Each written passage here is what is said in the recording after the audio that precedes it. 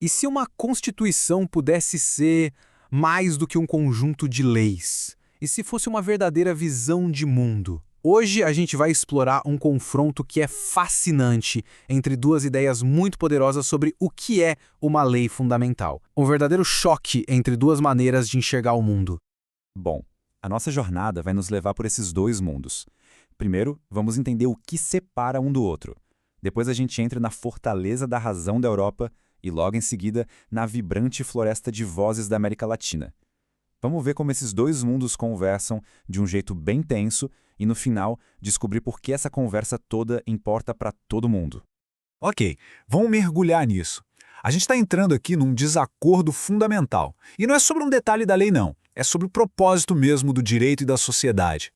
Parem para pensar nessas perguntas por um momento. Parece algo radical, né? Pois é, elas já mostram, de cara, que um desses modelos constitucionais desafia tudo o que a gente achava que sabia sobre o que é uma lei. A melhor analogia para entender essa divisão toda é a música. De um lado, a gente tem o constitucionalismo, que parece uma partitura de música clássica, precisa, universal, onde a harmonia vem de todo mundo tocando exatamente a mesma nota. Do outro lado, é como uma roda de jazz, flexível, plural, onde a harmonia nasce daquela tensão criativa, sabe? De várias vozes e ritmos diferentes tocando juntos. Agora, vamos dar uma olhada no primeiro modelo.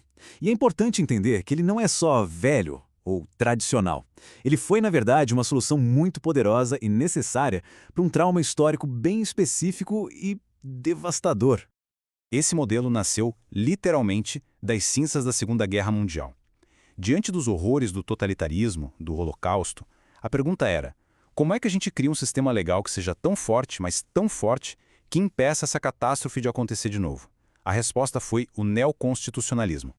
E como é que essa fortaleza foi construída? Com alguns pilares bem importantes. Primeiro, a Constituição vira a lei suprema, com força de verdade. O valor central, o norte de tudo, passa a ser a dignidade da pessoa humana. Para proteger isso, os tribunais ganham um poder imenso, usando técnicas como a ponderação para equilibrar direitos que entrem em um conflito e garantir que os princípios fundamentais prevaleçam sempre. E o ponto crucial é este aqui. Nesse modelo, o herói da história, a figura que tem que ser protegida a qualquer custo, é o indivíduo. A sua autonomia, a sua dignidade, a sua liberdade, contra qualquer poder que tente esmagar isso, seja o Estado ou a maioria. Isso nos leva à imagem da Catedral Gótica. É uma estrutura grandiosa, toda projetada com base na razão universal, com regras bem claras para todo mundo. E o objetivo? Proteger e elevar cada pessoa, cada indivíduo, em direção a uma verdade única, protegendo todo mundo da tirania. Agora, vamos fazer uma viagem para o outro lado do mundo, para uma realidade completamente diferente. Aqui a gente não está falando de uma renovação, a gente está falando de uma ruptura fundamental, que nasceu de uma dor histórica totalmente distinta. E essa diferença de traumas é a chave de tudo. Enquanto a Europa estava se curando do totalitarismo e, para isso, fortaleceu o indivíduo, a América Latina estava respondendo a 500 anos de colonialismo. Então, a resposta foi radicalmente diferente: fortalecer a comunidade e a própria natureza. O resultado disso é o chamado novo constitucionalismo latino-americano. O objetivo dele não é só reformar o Estado, mas descolonizar o próprio direito. E o que isso quer dizer? Quer dizer trazer para o centro da lei as visões de mundo, os saberes e as vozes que foram silenciadas por séculos.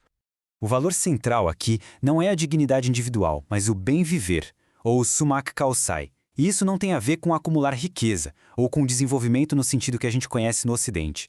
É sobre viver em harmonia, entre as pessoas, entre a comunidade e a natureza, a Pachamama, e também com a nossa ancestralidade.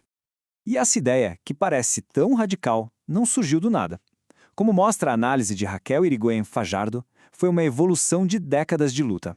Começou lá atrás, com o reconhecimento de direitos culturais, depois passou pelo reconhecimento de uma nação multiétnica e culminou na ideia mais revolucionária de todas, a de refundar o Estado como um Estado plurinacional, que abriga várias nações diferentes dentro dele.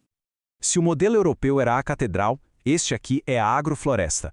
A força, a estrutura, não vem da pedra rígida, vem das relações vivas interdependentes. As árvores antigas são saberes ancestrais, as plantas novas são os direitos modernos, e o solo, a própria natureza, é parte viva e essencial de todo o sistema.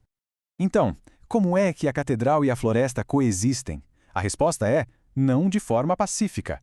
Elas estão num diálogo tenso, em que cada uma desafia as verdades mais fundamentais da outra. Essa tabela aqui resume o coração da nossa análise. Vamos ver as diferenças ponto a ponto. A base do conhecimento. Na Europa é a razão universal abstrata. Na América Latina é a pluralidade de saberes, inclusive os ancestrais. O foco. Na Europa, antropocêntrico, o homem no centro. Na América Latina, biocêntrico, a vida, o cosmos no centro. O sujeito de direitos. Europeu é o indivíduo autônomo. O latino-americano é o ser relacional, conectado à comunidade e à natureza. O objetivo maior muda de dignidade humana para o bem viver. E por fim, o modelo de Estado. Sai de um Estado-nação, que se pretende homogêneo, para um Estado plurinacional, que é heterogêneo por natureza. É uma mudança de paradigma completa. Então, por que esse debate, que parece tão teórico, importa para todo mundo? Porque ele nos força a passar de uma ideia de um mundo universal para uma ideia de um mundo pluriversal, um mundo onde cabem muitos mundos.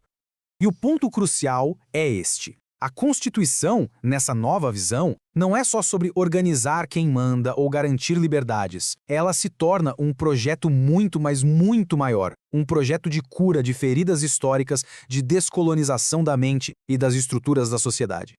E as implicações disso são globais. Esse diálogo nos mostra que talvez não existam soluções de tamanho único para os problemas do mundo. Ele coloca os direitos da natureza no centro do debate jurídico global, uma coisa que era impensável há poucas décadas. Ele valida outras formas de conhecimento que são tão importantes quanto a ciência ocidental. E, o que é crucial, oferece um caminho novo para sociedades que lutam com sua própria diversidade. E para a gente terminar, fica uma reflexão. Se o novo constitucionalismo latino-americano é esse esforço todo para resgatar saberes sujeitados, conhecimentos que foram silenciados pela história, isso nos leva a uma pergunta inevitável. Que vozes, que conhecimentos, que formas de ver o mundo, as nossas próprias leis, onde quer que a gente esteja, continuam ignorando? A resposta para essa pergunta pode muito bem definir o nosso futuro.